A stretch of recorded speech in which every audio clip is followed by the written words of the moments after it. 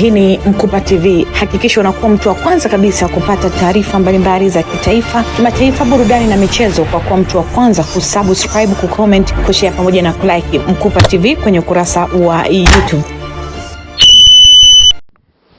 Mchambuzi Musa Mtewele, mchambuzi nguli, mchambuzi wa soka. Tuambie, AFCON 2027 inapigwa hapa nchini Tanzania, Uganda na pale Kenya. Wewe kama mchambuzi sasa unazungumzieje maandalizi ya AFCON 2027 hapa nchini?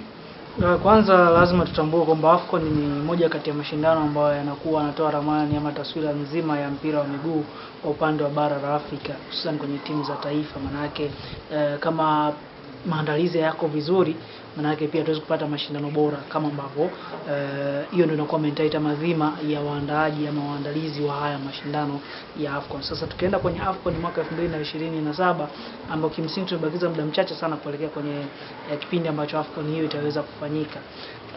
Mataifa ambayo yanashirikiana kwenye ile pamoja bit, tunazungumzia Tanzania ambayo ndio taifa letu, tunazungumzia Kenya, tunazungumzia Uganda.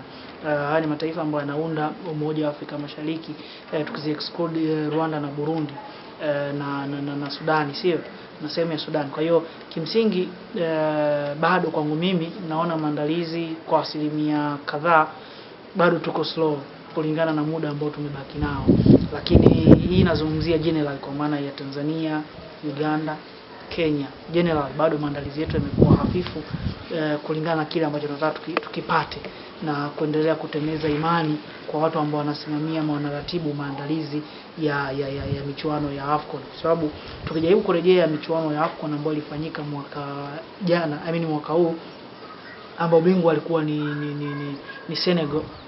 Ni mashindano ambayo ukiachana zile factor ambazo zilipelekea michuano kuonekana kama ilikuwa na bias kwa namna moja ama nyingine, kwenye swala la maandalizi tuliona namna ambavyo viwanja vilikuwa super, tuliona namna ambavyo timu zilikuwa zinacheza vizuri, tukaona mataifa mbalimbali yakionyesha ubora kutokana na miundombinu kuwa bora, kitu ambacho kilipelekea watu kutoa comments positive zaidi kwamba kama haya mashindano ingekuwa yanafanyika katika viwanja vya namna ile, tungeendelea kuona super talents kutoka kwa wachezaji ambao wanacheza kwenye bara la Afrika na kwa kutumikia mataifa yao kwenye michuano hii ya AFCON ambayo imetamatika. Sasa kupata quality ya investment ya miundombinu ambayo tuliona kwenye taifa la Morocco kwenye tournament kwa edition iliyopita, hiyo binafsi naona kama sioni ikitokea kwa asilimia kubwa, kutokana na namna ambavyo mataifa haya yote matatu yameshindwa kutengeneza kitu bora kama ambacho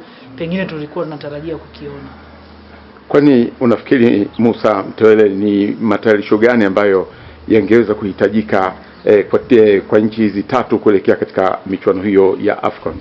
Kwanza lazima tutambue kwamba kwenye mashindano hatuangalii tu viwanja, tunaangalia vitu vingi sana, kuanzia miundombinu kwa maana ya barabara, tunaangalia huduma za maji kwa maana huduma za kijamii, huduma ya umeme, tunaangalia tunasema viwanja vyenyewe, kwa kuna huduma za kiafya, kwa kuna vitu vingi sana ambavyo vinaangaliwa wakati wa kwenda kwenye michuano ya mpira wa miguu kama mikubwa kama ya AFCON. Sababu watu wengi wanaweza kuwa wanaiangalia AFCON kwenye zile dakika 90, lakini AFCON haipo tu kwenye dakika 90, ipo kwenye maisha kila siku ndani ya muda na kikatumika. Manake timu nyingi ama mataifa mengi yanataka kwenda Arusha, kutokana na Arusha ni moja kati ya sehemu ambayo ina vivutio vingi sana vya utalii. Nadhani barani Afrika moja kati ya sehemu ambayo ina vivutio vingi vya utalii ni Arusha. Kwa hiyo mkurugenzi Kayombo nadhani huenda akafurahia sana pale ambapo AFCON itakuja kufanyika na ikafanyika kwenye jiji la Arusha, uwanja ukiwa umekamilika kwa asilimia kubwa. Kwa hiyo kimsingi hiyo kwa upande wa miundombinu na maandalizi bado tuko katika spidi ya chini. Kiukweli ni ngumu kusema kwamba Tanzania inaweza kuchukua ubingwa wa AFCON.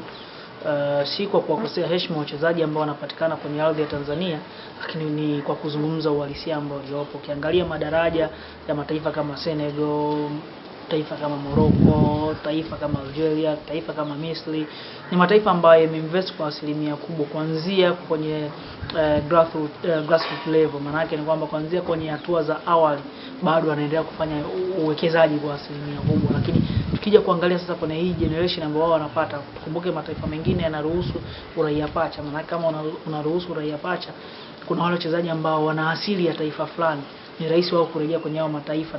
Ndio kitu tulichokiona kwa Burkina Faso, Madagascar, tumeona namna ambavyo zina develop kutokana na hayo mazingira.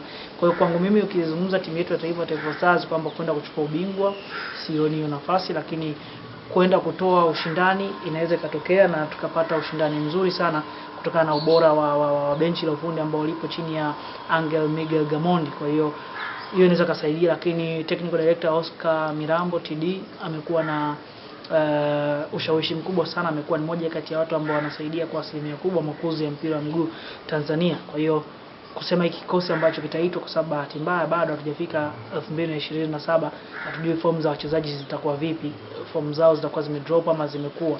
Kwa kama form imedrop kwa mchezaji ambao unamuona hivi sasa, maana yake hatutarajia kumuona tena kwenye kikosi cha timu ya taifa mwaka 2027. Lakini kama mchezaji atakuwa kwenye peak bora, maana yake huyo atakayeitwa. Kwa hiyo kuzungumzia kikosi kwa sasa kitakachokuja kutupa matunda ama matokeo ya AFCON 2027 haitakuwa sawa, haitakuwa fair kwa wachezaji ambao pengine huenda wakaja kuperform vizuri msimu ujao, wachezaji ambao wamekuwa na under performance msimu, ama wachezaji ambao wamekuwa na top performance msimu na msimu ujao wakawa na performance ya kawaida. Kwa hiyo lazima tujipe muda kwenye timu yetu, lakini kusema kwenda kuchallenge hiyo haihitaji kujipa muda, kwenda kutupa ubingwa hiyo haihitaji kujipa muda, hiyo haiwezekani. Unasema kwamba haiwezekani, lakini watu wote wanaingia pale kwa ajili ya kutafuta mafanikio. Timu mbalimbali kutoka bara la Afrika zitatua hapa nchini kwa ajili ya michuano hiyo. Kwa nini unasema kwamba hatuna imani na wachezaji wetu wa Tanzania kutoa ubingwa wa michuano hiyo ya AFCON 2027? Asilimia kubwa wachezaji ambao tunawapata hivi sasa ni wachezaji ambao wameibuka, yani sio wachezaji ambao tunaweza tukatrace back ile history yao ya makuzi yao, kwamba huyu alianzia labda Paloma Youth Sports Academy, ama alianzia Hang Lion, ama alianzia Sharpes Academy. Yani sio rahisi kutrace history ama background ya hao wachezaji ambao hapo. Ni wachezaji wachache ambao unaweza kupata historia zao. Mtu kama Alphonse Mabula utasema okay, huyu alitokea Alliance, baada ya kutoka Alliance akaenda Uhaibuni. Maurice Abraham utatrace, utaenda kwa Novatus Dismas Mirocho utasema okay, huyu alianzia Azam makuzi yake. Lakini asilimia kubwa wachezaji ambao wanatoa performance nzuri hivi sasa, vipi energy yao ama nishati yao itakuwa sawa na msimu wa 2027, kitu ambacho wote tutaendelea kutabiri. Kwa hiyo kimsingi, kwa sababu hatujapata historia ama hatuna wachezaji ambao tunaweza kusema hawa wanakupa guarantee ya kuwa na performance bora kwa misimu mitatu miwili ijayo. Hiyo ndio kitu ambacho kinafanya nisiwe na imani kubwa na kikosi chetu, kwa sababu wachezaji wetu wamekuwa na viwango vya kupanda na kushuka. Serikali imefanya uteuzi wa kamati maalum ambayo itashughulikia michuano hiyo ya AFCON hapa nchini. Wewe kama ungeweza kupata nafasi, ungependa kuwashauri nini hao kuelekea katika maandalizi hayo ya michuano ya AFCON 2027? Ni ngumu, lakini pia inawezekana kutoa ushauri, kwa sababu tuna muda mchache. Labda tujaribu kuangalia namna gani ambavyo tunaweza tukaingiza mapato kwa taifa. Yani hapo tuangalie tu tunalinufaisha vipi taifa kupitia michuano hii ya AFCON. Tusiende na mentality ya kuchukua ubingwa, haiwezekani. Sehemu pekee ambayo utapata madini ya kimichezo kwa uhakika, kwa muda na kwa ufasaha, na yatakuwa imechujwa pasi kuwa na dukuduku la aina yoyote, basi utapata kwa Smartman Nuru Mkupa. Kwa cha msingi tu ni kwenda kwenye YouTube channel ya Smartman Nuru Mkupa na kubofya kile kitufe cha subscribe kwenye Mkupa TV. Utaweza kupata mambo mengi sana ya kimichezo kanda ya kati yote inazungumza kuhusu Smartman Nuru Mkupa kwenye Mkupa TV.